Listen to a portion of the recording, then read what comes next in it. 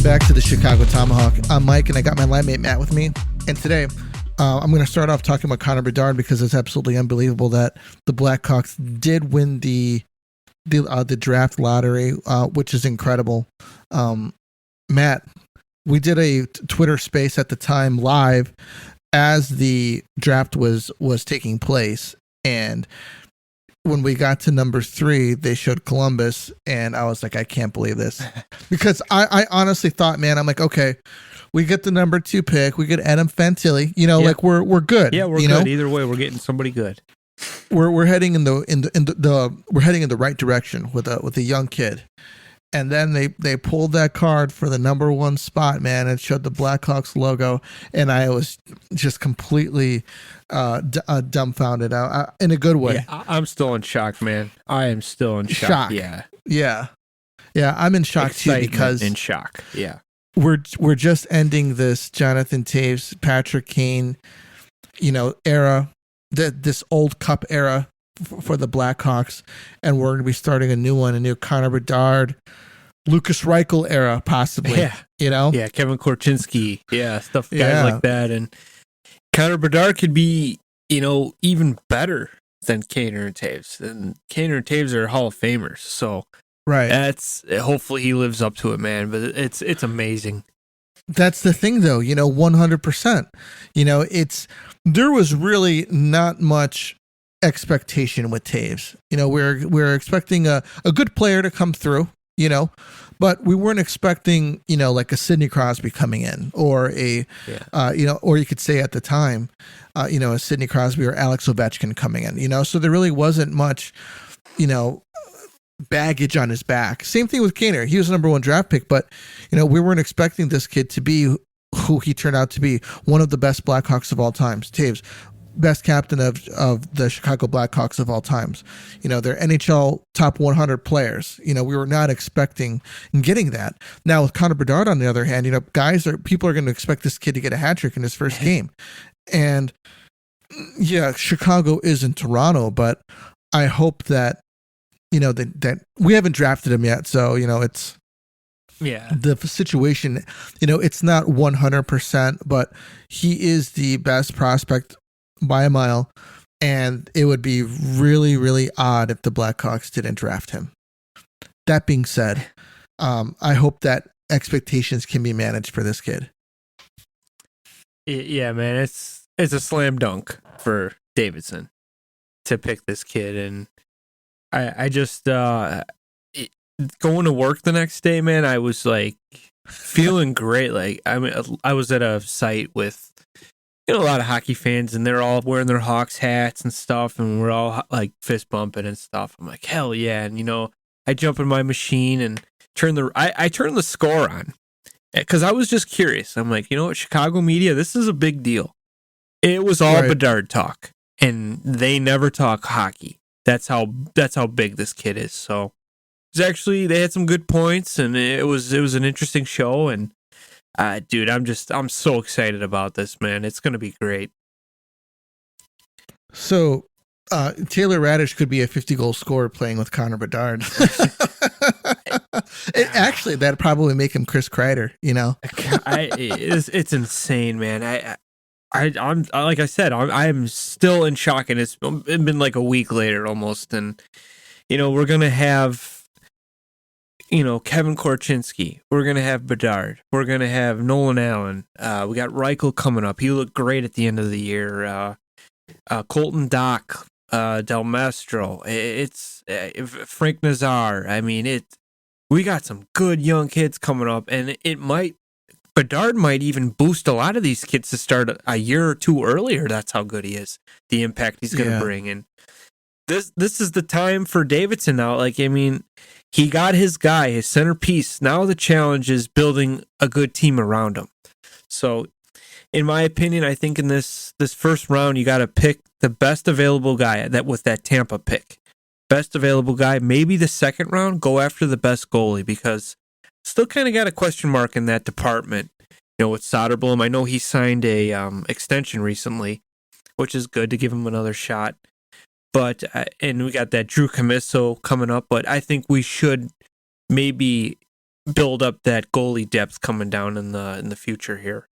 So with the Blackhawks and them having, Lucas Reichel, and he's a good player in his own right, do you think that him, being already, he's established himself as a playmaker and somebody who is capable of playing at the NHL level, do you think that he is going to be kind of like the second piece for Bedard here? Kind of like, Sidney Crosby and Evgeny Malkin. You can even throw Chris Letang in there. They had three guys that they kind of built that around. We had Ovechkin and Backstrom in Washington. Backstrom getting 90 assists a season. McKinnon and Landeskog in Colorado. And in each place they also had a goalie as well. But do you think that Lucas Reichel is that full-fledged number 2 guy on the team next to Connor Bedard? Yes, as of right now, I think he's probably the number 2. He's the Amonte to the Jeremy Roenick, Connor Bedard type of thing. Sure. I think that Connor is going to be the goal scorer, and I think Lucas was probably going to be that playmaker. But you never know. Sometimes it flip-flops, and the guy you think that's going to score a lot of goals ends up being the playmaker, kind of like Kaner. I thought Kaner, when he came up, was going to be more of a sniper, and he actually was more of a pass-first guy. So time will tell, but I think Lucas Reichel is probably going to be that number 2 guy behind Connor as of now. Do you think that the Blackhawks should push to add some pieces this offseason? No, I think they should develop these young guys, give them a shot. I don't want to see them spend too much, because eventually you got to think of the future, which I think Dale Talon kind of messed that up a little bit in that dynasty run. He immediately had to pay these guys big bucks, and we didn't have the space. I'd like to see Davidson kind of manage this roster and give these guys good contracts where we're not worried about re-signing our studs, because eventually, Connor is going to get paid. If he's the type of guy they're talking about, you got to have space for him. And I have a feeling, I know Lucas Reichel is probably going to be that number 2 forward guy, but I have just a big feeling Korchinski is going to be a Norris caliber defenseman in the future too. We're going to have to pay him too. So I'd like to see, keep the cap, at least 10 mil, cheaper than the main hit, the top of it, just so we can pay these guys, because they're going to have to get paid if they're performing. And by the sounds of it, Connor Bedard is the real deal. So I like to see them, really manage this cap better. Do you think he gets $15 million a year? No, I think he's gonna maybe go by a Jack Hughes deal. If he's, I think he's gonna be better in his entry level. I know he's gonna get that 8 years right away. His first after the entry level 3 years. It's going to go from 8, and it depends on the numbers. But he could be double digits. Yeah, I think I'm going to predict it right now. I think he goes anyway. Especially if this kid's putting up 40 goals, 50 goals a year. He's going to be getting 13.5, 15 million a year, because the cap is also going to go up exponentially by then as well, when this 3-year deal is up. Yeah. Well, I mean, the Hawks could spend on free agents to build a team around them and stuff, but they can't be ridiculous term. Seth Jones, Bowman went for it. I credit him for going all in and getting a guy like Jones. I'm a Seth Jones fan, but you can't be signing contracts like this when you got these entry-level kids. You got to have space to pay these guys, and you need contracts to almost end when theirs are, their new ones need to begin. So, I'd love to see a bridge deal, but that's non-existent. That's gone. Not for superstars. Well, if you think about it, Kane and Taves, they somewhat took a bridge deal after their entry. $6 million for 6 years. I thought that was pretty good, pretty fair for both sides. But it's non-existent. I mean, look at Jack Hughes. He had a great season this year. He was pretty good last year too, but his first 2 were pretty brutal. I mean, 60 points in 2 years. It took him time to develop, but I mean, he's there. He's good. But Devils took a shot at him, and now you're looking at it like I still remember you were sick, and I'm talking to myself on the podcast, and I'm like, well, time will tell. 8 years is going to be like, wow, that's crazy for 8 years, but after this season, you're like, wow, that's a really good deal. he just put in 40 goals, and he's only getting $8 million a year, and there's some guys making 6, barely hitting 50 points. So time will tell with that. But Trouba was getting 8, and he just blocks shots and just steamrolls guys. So I guess if that's worth $8 million, you, God bless you. So this year, probably take it easy. But Davidson is going to be looking to compete. I think Colton Dach is still 2 years away from even possibly cracking the roster. I think he's already got some injury issues though. Specifically concussion issues. Must be the last name, eh? Jeez. I don't know, man. Yeah. He looks good though. Yeah, he looks like he's got some potential. You know what? An interesting thing I heard on that radio show I was listening to. Say Connor Bedard and Korchinski made the team. You can't send them to Rockford because they're too young still. And really? So they would have to go back to their junior team. I don't think it's going to happen, but it's just an interesting thing I didn't know about actually. And I've been watching the game for a long time, and they got that 10 trial, the 10 games where they decide they want to keep him or send him down. And I was always wondering, like, he's good. He's too good for his juniors. He's just going to dominate again. Why don't you send him to the AHL? And I didn't know there was an age restriction on that.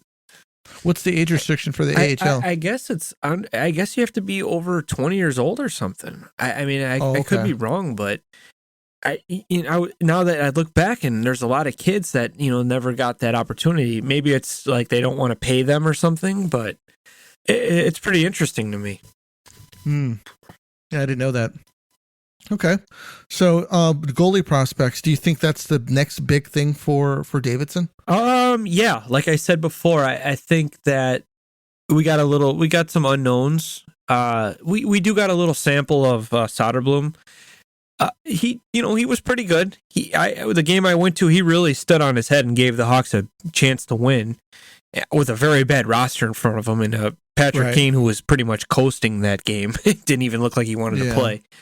But Drew Commesso, I think he led his team to the final Frozen Four or whatever. I'm not sure. I don't really follow too much college hockey, but there's a lot of hype on him. I know a lot of Hawks writers are really high on him, and some some scouts. But that's a good building point. But I think we should, maybe the second round pick. I'd like to see him go after a goalie. I think our defense is kind of deep right now. We got 4 really good ones too. So I'd like to see him maybe try to snab a goalie, and with that Tampa pick, I definitely, whoever the best available player, whether it's a defenseman or a forward, you got to grab him. Right. I would think that it would be a center, to be honest with you. Sure. Yeah. I mean, like I said, whatever, if there's a top like winger, like a type of two-way guy to play with Bedard, like a kind of a bigger sized kid, I'd like to see that too. Because you're going to think he's going to be centering Reichel. You kind of want to find him a future guy to play on that top line. That's how I would be. Yeah. It's kind of interesting how to fill out the roster now that you've gotten the best piece possible. How do you fill out the rest of the roster? I think his job got tougher, man. I mean, slam dunk for Bedard, that's the easiest thing. But then now it's like, okay, and I know what I got here. What am I going to do? I got to start building. I need a two-way guy. I need, role guys. I need, some snipers on the left and right. It's the real challenge now is for Davidson. Maybe talking to some scouts and saying, hey, what kind of players play best with him? I think he's going to make everybody better around him. Right. I mean, Lucas Reichel's got to be so freaking excited. Can you imagine that? And now that we talked about this before, if you're Patrick Kane, you don't have a team. The Rangers are pissed off at you for whatever reason it is because they suck and choke. Hey, my wife's from Chicago. I've played Chicago my whole career except for the last 20 games of this season. I just bought a house in Lake Forest. why? And I raved about Connor Bedard at the beginning of the year at this prospect camp that they both went to. I'm coming back, and I'm going to be this kid's mentor. Give me the C. Give me a 3-year deal. Let's see where he's at, and maybe I'll sign a 1-year deal after that if we're going for it, like a playoff run. Because I still think the Hawks are maybe 2-3 years out of it now. Sure, it sped up the process, but this kid's got some learning to do. We got to build a team around him. Just because the Oilers got McDavid, they didn't suddenly, boom, they're in the Stanley Cup, Western Conference Finals. It took a couple of years. So I think Kaner would be the best mentor because he's very familiar with the locker room, the culture of the Blackhawks. Yeah. And this kid is like Patrick Kane. I think Patrick Kane was his hero growing up. So, I mean, it's a slam dunk right there, too. I don't know. It's up to Davidson, though. Maybe he's not going to want any part of that old guard coming back in, but I think it would be the right move. I absolutely think that it would be the right move. It would be the time to, it would be an easy transition for the fans. So you could say, okay, we don't have a captain because Johnny is gone. He's retiring, but Kaner's came back. He's going to wear the C. Everybody would absolutely be okay with that. The fandom, the players, everybody would be okay with that. He wears it for a few years, just keeping it warm for, Bedard and saying, okay, kid, here you go. The show is yours now. Give him an A. Yeah, give him an A. I completely disagree with Davidson thinking that he's just going to have these kids all on one team and see which Phoenix rises to the top. That's not the way that it works, man. And okay, I understand like what he's trying to do, but I don't think that it works in this instance. These kids need someone to get behind.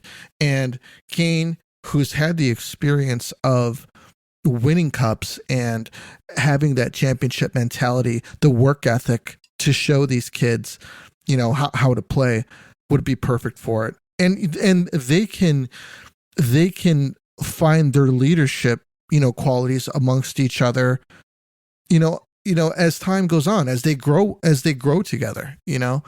So I think Connor should live with them. Yeah. Hey, kid, you're staying with me. You're following me. I'm driving you to the games. Practice. We're going together. You're going to follow my lead. And the kid's probably a natural born leader already. So you get a guy that's, won 3 Stanley Cups, a Hart Trophy, just a top 100 player. He's going to be a Hall of Famer, no doubt about it. Best American player of all time as of now. This is a guy you want to follow around. I think it would be a great move for the Hawks at $6 million a year, 3 years. When Connor needs a contract, you give him his money and say, hey, Kaner, we want you here to wear the C one more year. Let's go for it. Kind of like a Patrice Bergeron type of thing going on. Something like that. Just take it year by year after. I know I'm jumping way ahead here, but that's just something that I could see happening and I think should happen. A proper goodbye. Say, hey, you're he needs to have surgery, dude, to fix whatever hip issue that he has. They need to get that knocked out. Let him come back when he's ready, because obviously there's no rush. Even a 2-year deal, then. Yeah. Just to give him a little security. I mean, I'll bid Buffalo. I think I think to me it's Buffalo and the Hawks if I'm Kane, for sure. Yeah. If I go home, play for my hometown Sabres. They're close. They barely, they're right behind Florida. And look at Florida. They're, in the Eastern Conference Final. But hearing the Blackhawks win the draft lottery, Kaner is watching that. He watched that. He's a huge hockey nut. And he just said, oh, my God, the Hawks got Bedard. All that bull crap I dealt with this year, I guess it paid off. So, maybe I should go back home and, ride into the sunset with my team. Yeah, 100%. That's why it didn't work out with the Rangers, man. He wasn't supposed to be there. No, I mean, they didn't appreciate him. Yeah, I mean, I saw him make some great plays. Kaner is never known to play defense.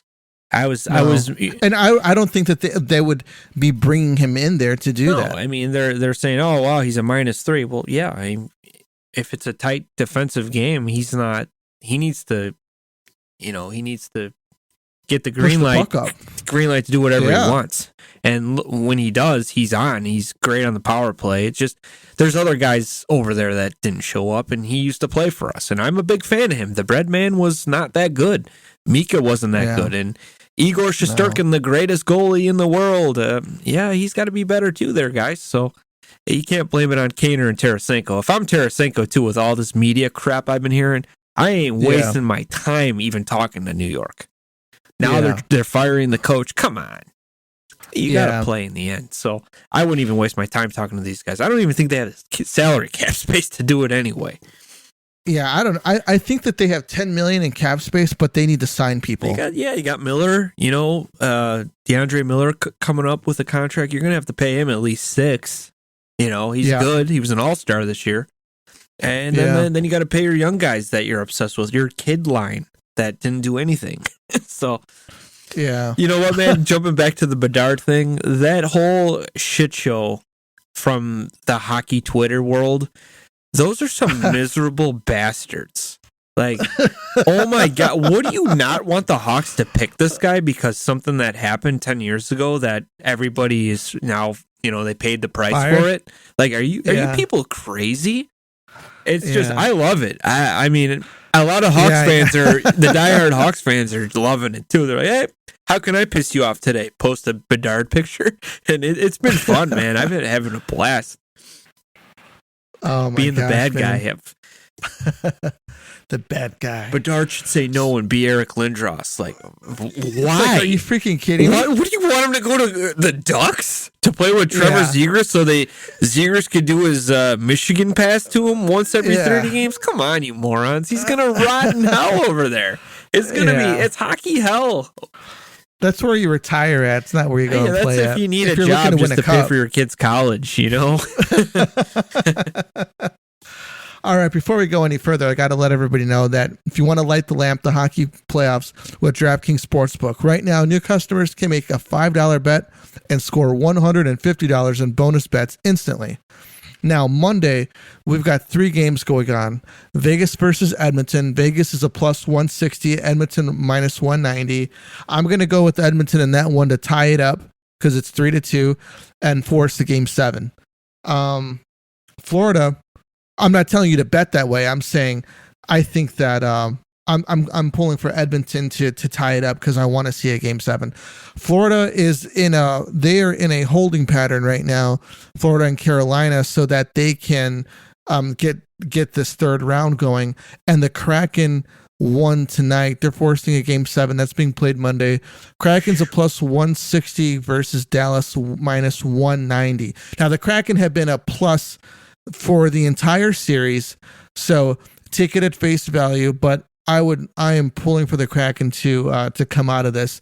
I think that they're a tough team that really deserves a young team, and they've just been absolutely great. So you need to download your DraftKings Sportsbook app now and sign up with the code THPN.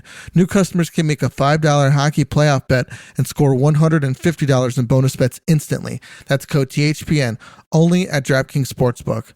Got a gambling problem? Call 1-800-GAMBLER. In Massachusetts, call 1-800-327-5050 or visit the gambling helpline at m.org. In New York, call 1-877-8-HOPE-NY or text HOPE-NY 467-369. In Kansas, call 1-800-522-4700. On behalf of Boot Hill Casino and Resort, Kansas, 21 plus in most eligible states, but age varies by jurisdiction. Eligibility restrictions apply. See show notes for offer details. See DraftKings.com/sportsbook for details and state-specific responsible gambling resources. Now, Matt, let's get into some of these series, man. Toronto versus Florida.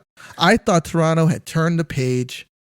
They were going to push forward now. Now, what is it going to be? Another 6 years getting knocked out of the second round just to make it to the third round? Oh, man, what happened, man? They ran into Matthew Tkachuk, man. I mean, one guy. They celebrated like they won the cup after beating Tampa, and you popped the champagne a little too early there, boys. And then, we want Florida chance. Ooh, I knew you probably didn't want Florida because they got nothing to lose mentality, and they're steamrolling everybody. smoked them, dude. It wasn't even pretty. This is a different team. This Florida team is a different team than what the NHL has seen previously. Well, yeah, I mean, that trade, it's looking like a genius move. Bringing in Matthew Tkachuk. This guy is just a beast. He is playing like a beast. Yeah. And he's nominated for the Hart Trophy. I think he should win it. You take him away from that team is at bottom.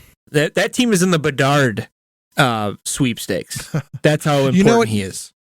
You can say the same thing about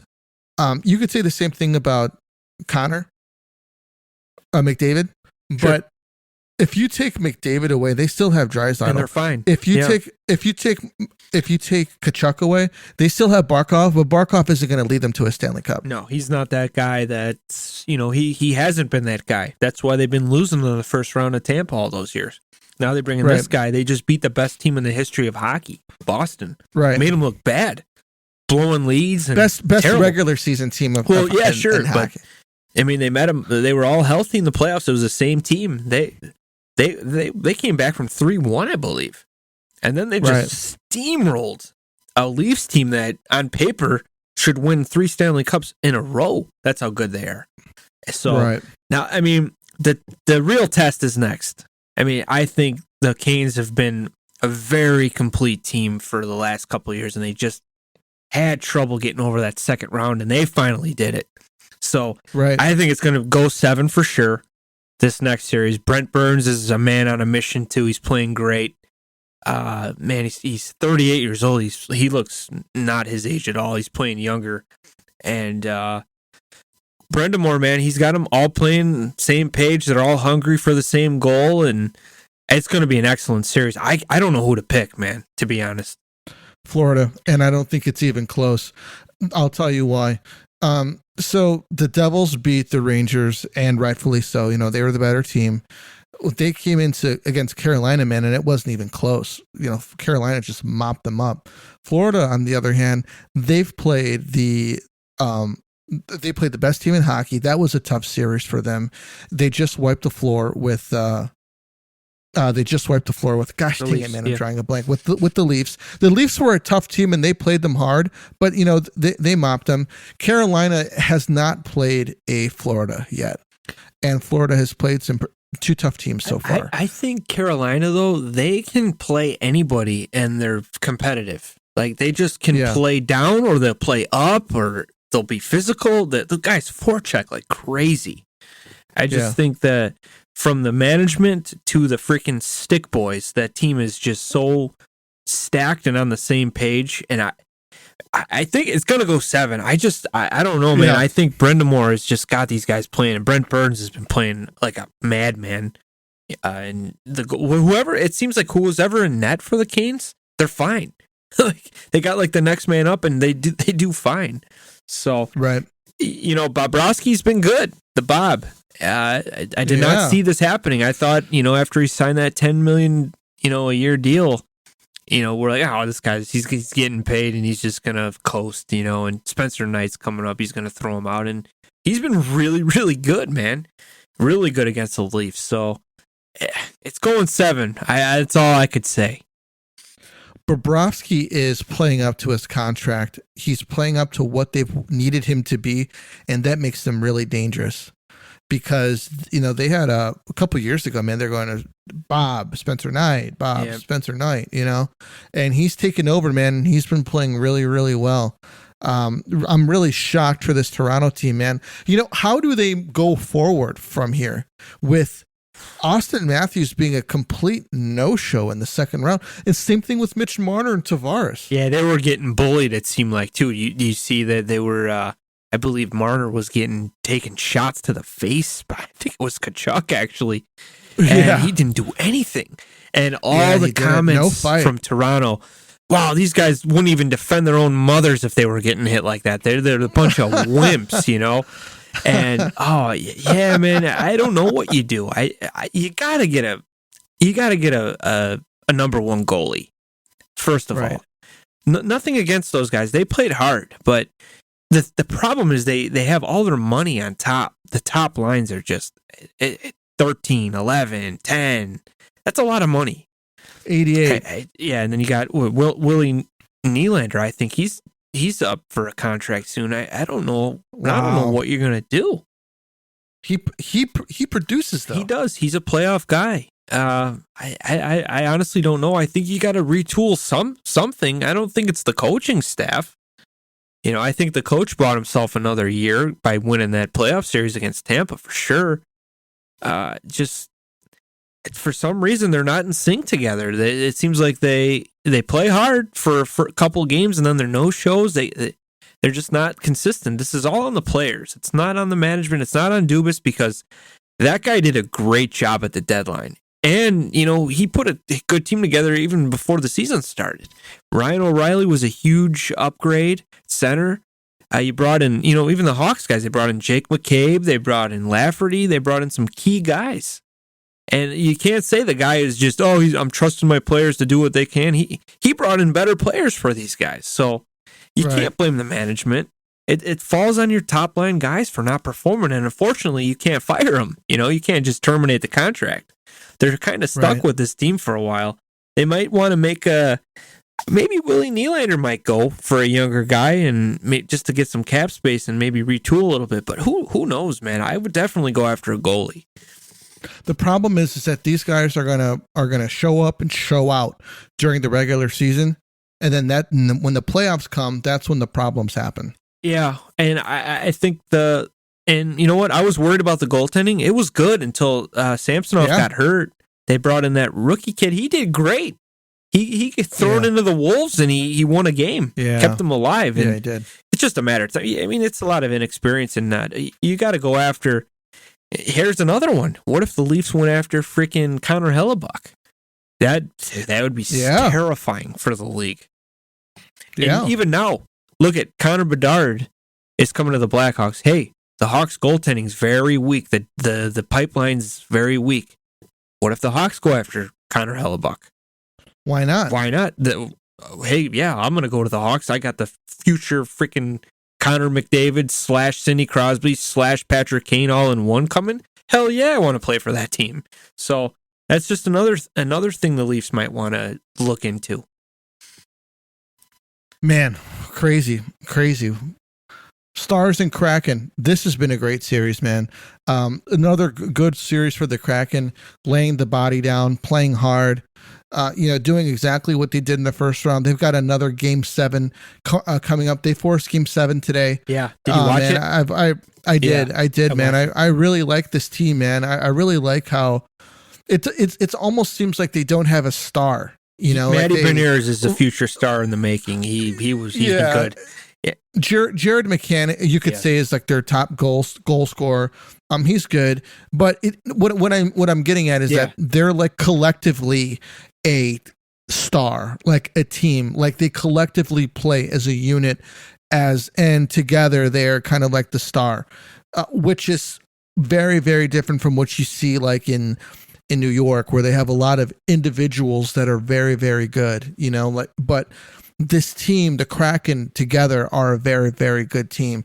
And the Stars, man, I'm going to tip my hat to them, man, because 100% they have stayed up with them, keeping up with them, playing hard, hitting, scoring, goaltending's been good. Really great games, really great series. Yeah, I watched the last 5 minutes. Dallas pulled a goalie, and the Kraken players were just all over the puck. They wouldn't even let them set anything up. They were just on them in 1 second. They had forced passes, making turnovers. Robertson was, throwing pucks away like nothing. I'm like, what are you doing, kid? They were all over him. And they interviewed Yanni Gourde after the game. Like, this guy's leading the team in points. Yanni Gourde, who was kind of like a fourth line guy in Tampa. He won the 2 Stanley Cups there. Man, what a move that was to bring him over in that expansion draft. This guy's knows what it takes to win, and they're kind of following him. And great player. I'm happy for him because it's got to suck, You playing on Tampa for 2 years, winning a cup, and then you kind of get stolen by a new team through a fantasy draft type of thing, and it's got to be tough to leave. But man, he's playing well, man, and the team's following him. I think Yanni Gourde has been I would want to say a blood and guts guy for them that he's leading. I think that he leads this team in a lot of ways. Davey Bolin and type of guy. Yeah, definitely. But I think that he's perfect for this team. They saw something in him that I didn't see in him in Tampa, and I think that he's living up to that now. And great player, man. I like him. Yeah, for sure. Canes and Devils, man. I was really expecting the Devils to put up a bit more of a fight in this. I was not expecting the way that they kind of just went down in 5. They came out of nowhere and they had that. I think it was game 4. They won 8-4, 8-5, something like that. The Hughes showed up Jack finally. Hughes. Yeah, he showed up for a game, then went back to sleep, went back down for his milk and a nap, and that was it. That was it for him. They just stood no chance against the Canes, man. The Canes were too hungry. Were all over them. Hungry, man. They're hungry for it. Looked like 2 different squads, like a team that is sick and tired of losing in the second round, and they came in there hungry. And I thought that the Devils were at a point where, they're young, they don't know what they're getting into, and they're going to play up and make it interesting. And that wasn't the case, which is unfortunate. Yeah, their inexperience really showed, and especially against a battle-tested team like the Canes. I mean, New York, I don't really consider them like a threat. I mean, they made a Stanley Cup final a couple of years, or the Eastern Conference final, 2 years ago or whatever, and Tampa, bounced. They handled it in 7. But, I mean, the Canes, like I said, man, they're just so complete. First line to fourth line, they're all, forechecking. They're all on the same page. They're very fun to watch. I enjoy watching the Canes because sometimes they'll dominate like a 5-1 game, and I feel like every shift there's a 2-on-1 with the Finnish guys, like Sebastian Aho, hitting a guy with a 2-on-1. It's like, man, these guys are just freaking like puck hounds. They're all over it. So I don't know who's in net though. Is it Anderson? Is it Ranta? Or is it this other guy? It just doesn't matter. They find a way to win. So, definitely, like I said, it's going 7 for sure. Yeah, I'm not much of a Canes fan. I don't know what it is, man. They kind of just put me to sleep, to be honest with you. Yeah. Maybe it's the games that I watch that are that are kind of boring. But this is going to be an exciting series. A lot of times I fall asleep watching the Canes. Now I'm definitely going to watch this Florida Canes because I think that they match up so well. But we'll see what it is. Vegas versus Oilers, man.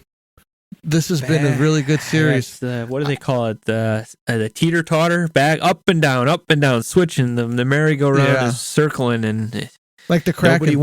Nobody wants to get a 2-game lead. It seems to just going back and forth. Yeah. I hand it to this Vegas team, man. Jack Eichel. I think he's been playing great. He's been. He kind of quietly contributing, but contributing in a lot of big ways. He's been consistently on the scoreboard. He's finally made it to play some playoff hockey in his career. 7 or 8 years in the league, and he's finally getting the opportunity to play some playoff hockey. He's showing up. I think that he's a great player. Mark Stone has been showing up for Vegas. They got a lot of guys that have been showing up for this team that is helping them put some offense against this high octane Oilers offense.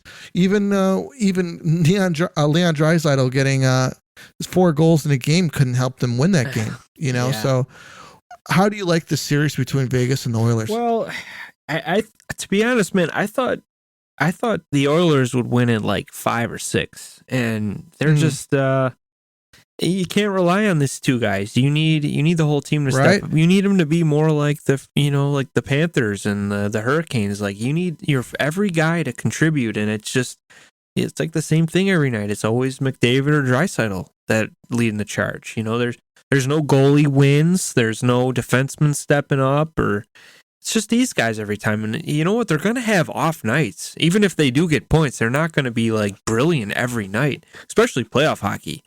And Vegas is playing good, man. They kind of remind me a little bit of the Hurricanes. They're all like, they got some stars, but would you consider Eichel a top guy? I don't think he is. I don't even think Mark Stone's a top guy. He's been hurt a lot. He's a good player, but I just top. You mean like top guy in the league, like a top or 50 guy? I don't even think they don't have one of those guys on Vegas. You know, like McDavid obviously is the number one like elite dude. Like, there's really no elite guy on Vegas.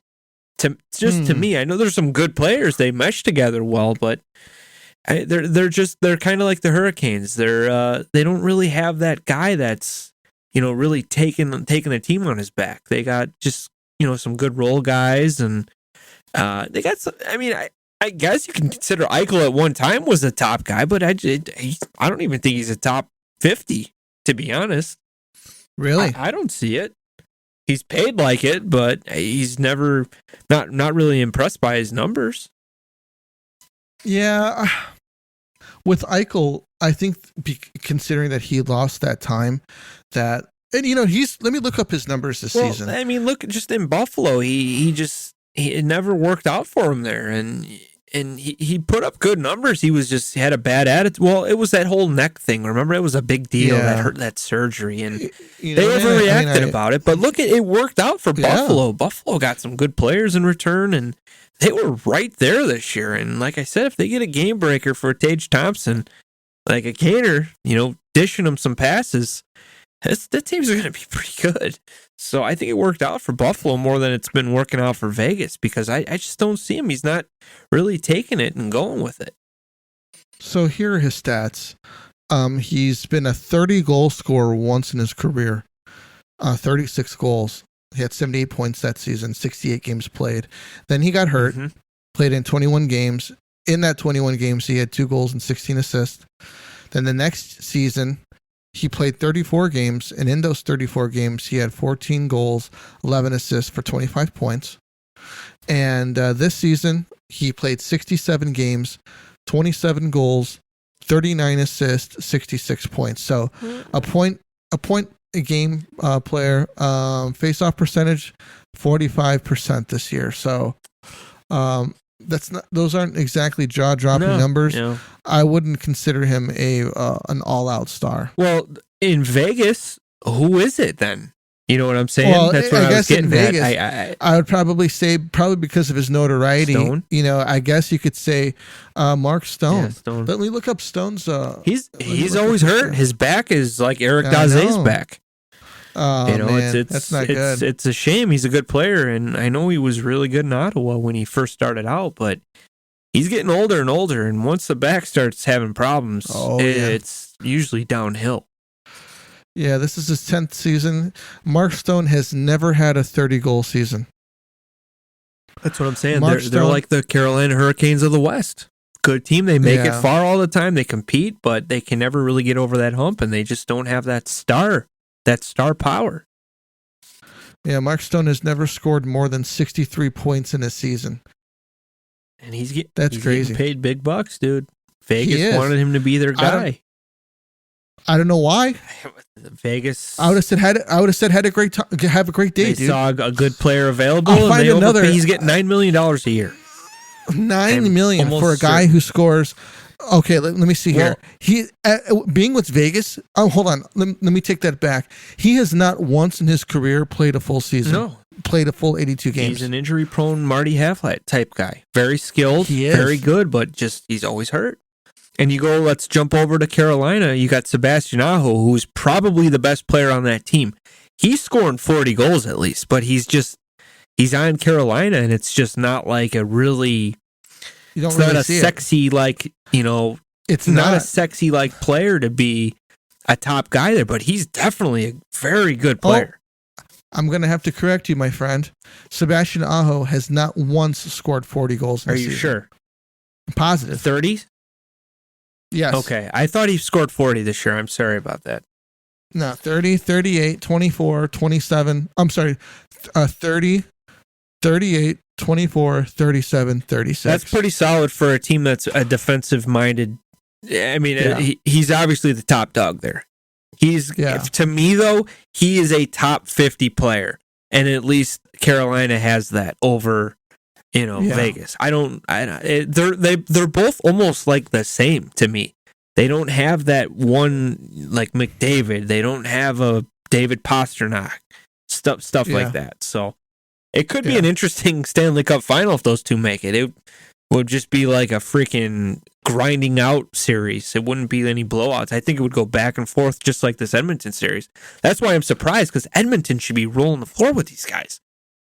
But Vegas is a better team, though. They're what built, I mean by team is deeper, they're much deeper than Edmonton, and they're able to. As a matter of fact, if you really think about it, Matt, other teams are watching this, man, and they're saying, "Hey, you know how you stop McDavid is that you build a deeper team. You don't necessarily have to get top tier players. You don't have to have 4 Mo Siders on your team. You just need to have good players that from top to top down you can throw out there to play against." Well, them. that's the thing. The defense for Vegas, they're big name guys, and that is huge in the playoffs. You got Pietrangelo, Stanley Cup winner. Playing great. You got Alec Martinez, 2-time Stanley Cup champion. You got that McNabb kid, good. Shea Theodore, very good. Their top 4 defense, very solid. Goaltending, I think it's experience. It's okay. I wish Robin Lehner was here, because I think this series I would have gave it to Vegas just because of the goaltending. I think Edmonton would have ran away with it if Lehner. I don't think so. I think Lehner healthy is a very underrated goalie. When is that going to happen, though? Who knows? Who knows if he'll ever play again? Who knows? Yeah. But he was great with the Blackhawks. He rejected that year before with the I believe it was the Islanders. He came here as a free agent, signed a 1-year deal, bet on himself. He got the long-term deal, and he played good for a while, man. He played really good. It would be a completely different series if he was in it. Okay, I think I'm just a big fan of the guy. I like his journey. I am too. He's 100%. It's nothing unlike I like Robin Lehner too, and this is not against him like personally in any way. I'm saying considering his injury history and the fact that if he lets a couple goals go by, mentally it could shake him, and that could be the end of it. Yeah, but going back to that time he played with us, we should have been a 10-70 team. If it wasn't for him, he kept us in almost every single game he played in, and he stole wins. That's something the Hawks haven't had since Crawford. And I know Crawford and him shared a net for a while. Crow was going through some noggin issues with the concussions and stuff. So I was happy we got this guy. And then he leaves to Vegas. I'm like, oh my God, Vegas is going to win a bunch of cups because they finally got their guy in net because Fleury's gone. So, I mean, actually, they both played together, didn't they? I think Fleury and Lehner were both on the same team, and Lehner ended up outplaying him and getting that extension. So I wish he was healthy, and I think this series would be a lot. Just like if you go down the depth chart, defense out with Vegas, the defense is way better than Edmonton's defense. Way better at playing defense and producing offensively. The goaltending, I would have gave it to Leonard too. I know Campbell is kind of hit or miss, and then you got Skinner kind of jumping in. Who knows? But the offense clearly is the Oilers. But like you said, the team is so deep on the Vegas Golden Knights that they're finding ways to just kind of outwill them, and sometimes they're putting up big numbers against a team like this because Edmonton's defense is just garbage. Yeah. Nurse is playing a lot of minutes, but he's only one guy. Yeah. And to be honest with you, I think Darnell Nurse is a little overrated. Well, he took advantage of that year the defensemen were getting paid. That was a trend in the NHL. Yeah. Jones kind of started it. Then Cale Makar got his deal because he just won that cup and came off an amazing Norris Trophy-like year, Stanley Cup champion. And Nurse took advantage. I think he got the same deal as Jones, I want to say. He got less. I think his is 9 or 9.25. Still, that's it's a lot. But a lot of people are, they're like, man, this guy is making too much money. They need more of a guy that's, like a good, like a Brett Burns guy, like a two-way defenseman, but plays the position better. Like more responsible in his own zone. They don't have. I think they're lacking that big time. Going back to Toronto, they might need to sell one of their big guns and add if you get rid of Austin Matthews, I mean, you can add 3 players, dude.